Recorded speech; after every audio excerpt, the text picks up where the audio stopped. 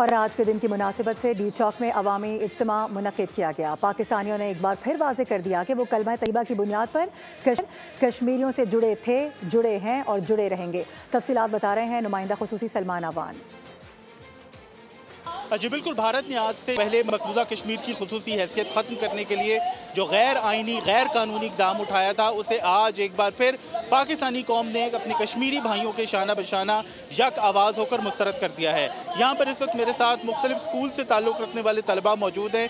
आज का हमारा ये दिन योम एशिया या योम इस्तिहसाल के तौर पर मनाया जा रहा है।